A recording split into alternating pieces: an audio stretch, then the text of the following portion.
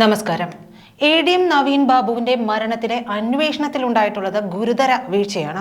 ഇതെല്ലാം തന്നെ അദ്ദേഹത്തിന്റെ ഭാര്യ മഞ്ജുഷ ഹൈക്കോടതിയിൽ ചൂണ്ടിക്കാണിക്കുകയും ചെയ്തിട്ടുണ്ട്. പോസ്റ്റ്മോർട്ടം സ്റ്റെയിനിങ്ങിലും ബാക്ക് ഓഫ് ട്രാക്കിലും കാണിച്ചിരിക്കുന്നത് ഇത് കൊലപാതകമാണെന്ന വസ്തുതകൾ തന്നെയാണ്. അതുതന്നെയാണ് മഞ്ജുഷ ഹൈക്കോടതിയിൽ ചൂണ്ടിക്കാണിച്ചിരിക്കുന്നതും. ഓഗസ്റ്റ് 14 അർദ്ധരാത്രിക്ക് ശേഷവും 15 പുലർച്ചയ്ക്ക് മുൻപുമാണ് മരിച്ചത് എന്നാണ് പറയുന്നത്.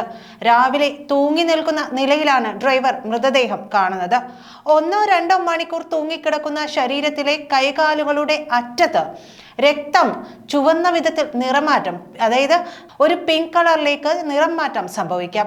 വെളുത്ത ശരീരപ്രകൃതിയാണ് ഉള്ളത് എന്നതുകൊണ്ട് തന്നെ ഇത് ദൃശ്യമാകേണ്ടതുമാണ്. എന്നാൽ നവീൻ ബാബുവിന്റെ ശരീരത്തിന്റെ പിൻഭാഗത്ത് രക്തം കട്ട പിടിക്കാത്ത നിലയിലാണ് കണ്ടത്. ശരീരം തൂങ്ങിക്കിടന്നതിനേക്കാൾ കൂടുതൽ സമയം നിലത്ത് കിടത്തിയിരുന്നു എന്നാണ് ഇത് സൂചിപ്പിക്കുന്നത്. ഇത്തരത്തിൽ തൂങ്ങുന്നതിന് മുൻപ് ശരീരം കുറേ സമയം നിലത്ത് കിടത്തിയിട്ടുണ്ടെങ്കിൽ ഈ വിധത്തിൽ സംഭവിക്കും. നാക്ക് കടിച്ചിട്ടുണ്ട് എന്ന് പോസ്റ്റ്മോർട്ടം റിപ്പോർട്ടിൽ പറയുന്നുണ്ട്. ബലം പ്രയോഗിക്കുന്നത് മൂലവും ഇത് സംഭവിക്കാം. കഴുത്തിന്റെ പിൻഭാഗത്തിന്റെ അവസ്ഥയെക്കുറിച്ച് പോസ്റ്റ്മോർട്ടം സ്ക്രീനിങ്ങിൽ ഇത്തരമൊരു സൂചനയേ ഇല്ലെന്നും നവീൻ ബാബുവിന്റെ കുടുംബം പറയുന്നുണ്ട്. വളരെ കൃത്യതയുള്ള ഗുരുതരമായ വീഴ്ചയാണ് നവീൻ ബാബുവിന്റെ കുടുംബം ചൂണ്ടിക്കാണിച്ചിരിക്കുന്നതെന്നാണ് നിയമ വിദഗ്ധർ പറയുന്നത്. കഴുത്തിന്റെ പിൻഭാഗത്ത് എന്തെങ്കിലും മുറിവുകളുണ്ടോ എന്ന് നോക്കേണ്ടതാണ്. എന്നാൽ അത് ചെയ്തിട്ടില്ല. പണ്ട് കാലത്തൊക്കെ ആളുകളുടെ പുറകുവശത്ത്, തലയ്ക്ക് പുറകുവശത്ത് കഴുത്തിന്റെ ആ ഭാഗത്ത് ഒരു വെട്ട് കൊടുത്തിട്ടുണ്ടെങ്കിൽ, അങ്ങനെ ഒരു വെട്ട് കിട്ടിക്കഴിഞ്ഞിട്ടുണ്ടെങ്കിലും മരണം സംഭവിക്കും. കാരണം നമ്മുടെ കഴുത്തിന്റെ പിൻഭാഗത്ത് മെഡുല ഒബ്ലാങ്കേറ്റ ഉണ്ട്. ആ ഭാഗത്ത് എന്തെങ്കിലും സംഭവിച്ചു കഴിഞ്ഞാൽ മരണം ഉറപ്പാണ്. അതിനുശേഷമാണ് കെട്ടിത്തൂക്കിയതെങ്കിലോ ആ സാധ്യതയും തള്ളിക്കളയാൻ കഴിയില്ല. അങ്ങനെ ചെയ്തതാണെങ്കിൽ മേൽപ്പറഞ്ഞ തരത്തിൽ കൈകളിലൊന്നും ചുവപ്പ് രാശി കാണാൻ ഇടയുമില്ല. പിന്നെ മറ്റൊരു കാര്യം, ഇൻക്വസ്റ്റ് റിപ്പോർട്ടിൽ കാണിച്ചിരിക്കുന്ന കെട്ടിന്റെ രീതിയും അതിന്റെ അളവും അത് തമ്മിലുള്ള വ്യത്യാസവും പോസ്റ്റ്മോർട്ടം റിപ്പോർട്ടിൽ തീർത്തും വ്യത്യസ്തമാണ്. ഏതാണ്ട് 10 സെന്റിമീറ്ററിൽ കൂടുതൽ വ്യത്യാസമുണ്ടെന്നാണ് പറയുന്നത്. അതൊക്കെ വലിയ ചേഞ്ച് ആണ്. അങ്ങനെയൊന്നും വരാൻ സാധിക്കുന്നതല്ല എന്ന് നിയമ വിദഗ്ധർ പറയുന്നു. ശരിയായ പോസ്റ്റ്മോർട്ടം നടന്നിട്ടില്ല. സെമൻ ഡിസ്ചാർജ്, അതായത് ശുക്ലത്തിന്റെ ഡിസ്ചാർജ് വരുന്നതാണ്. അങ്ങനെയൊന്നും വന്നിട്ടില്ല. വിസർജനം ഉണ്ടാകും, അതും ഉണ്ടായിട്ടില്ല. ഇല്ലെങ്കിൽ മൂത്രം ധാരാളം പോകും, അതും ഉണ്ടായിട്ടില്ല. അടിവസ്ത്രത്തിൽ രക്തമുണ്ട്, അത് പ്രധാനപ്പെട്ട ഒരു കാര്യമാണ്. അതിലും ശരിയായ അന്വേഷണം നടന്നിട്ടില്ല. ഒന്നുകിൽ അന്വേഷണ ഉദ്യോഗസ്ഥൻ ഇത് പോസ്റ്റ്മോർട്ടം നടത്തുന്ന ഡോക്ടർക്ക് പറഞ്ഞു കൊടുക്കണം. ഇൻക്വസ്റ്റ് തയ്യാറാക്കിയ ആൾ പോസ്റ്റ്മോർട്ടം റിക്വസ്റ്റ് കൊടുക്കുമല്ലോ. ആ റിക്വസ്റ്റ് കൊടുക്കുമ്പോൾ നിർബന്ധമായും ആ ഫോറൻസിക് സർജന്റെ അടുത്ത് ഇക്കാര്യം പറഞ്ഞു കൊടുക്കേണ്ടതാണ്. ഇത് അങ്ങനെയൊന്നും അല്ലാതെ പേരിനൊരു പോസ്റ്റ്മോർട്ടം നടത്തി ബോഡി വിട്ടുകൊടുത്തു എന്ന് വേണം മനസ്സിലാക്കാൻ. ഇനിയൊന്നും ചെയ്യാൻ സാധിക്കാത്ത ഒരു അവസ്ഥ. കാരണം പോസ്റ്റ്മോർട്ടത്തിലെ പോരായ്മകൾ ആ റിപ്പോർട്ട് വെച്ച് മാത്രമേ ഇനി നമുക്ക് പറയാൻ പറ്റൂ. ബോഡി കത്തിച്ചുപോയി. അദ്ദേഹത്തിന്റെ കുടുംബാംഗങ്ങൾ അത് ആചാരപ്രകാരം ദഹിപ്പിച്ചു.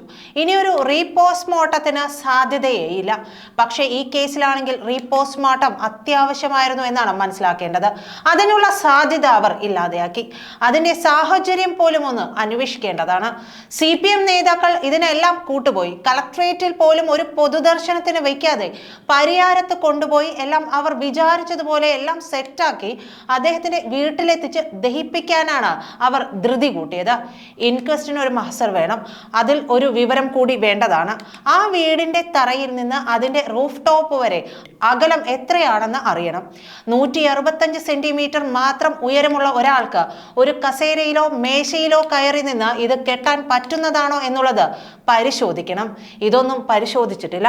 മരിച്ചതിന് ശേഷമുള്ളതാണ് പോസ്റ്റ്മോർട്ടം. ഇഞ്ചുറീസ് വല്ലതും ഉണ്ടെങ്കിൽ അതിനെ ആന്റിമോർട്ടം ഇഞ്ചുറീസ് എന്ന് പറയും. അതിനെയാണ് ഇവർ ലിഗേച്ചർ എന്ന് പറഞ്ഞു വെച്ചിരിക്കുന്നത്. ഈ പോസ്റ്റ്മോർട്ടം സ്റ്റെയിനിങ് കയ്യിലും കാലിലും ഉണ്ടാകണമെന്നത് വളരെ ശരിയായ കൃത്യതയാർന്ന കാര്യമാണ്. റെയർ കേസിൽ മാത്രമേ CBI അന്വേഷണം വരൂ എന്നൊക്കെയാണ് പറഞ്ഞു വരുത്തുന്നത്. പക്ഷേ അങ്ങനെ ഒരു നിയമം നമ്മുടെ രാജ്യത്തുണ്ടോ എന്ന് സംശയമാണ്.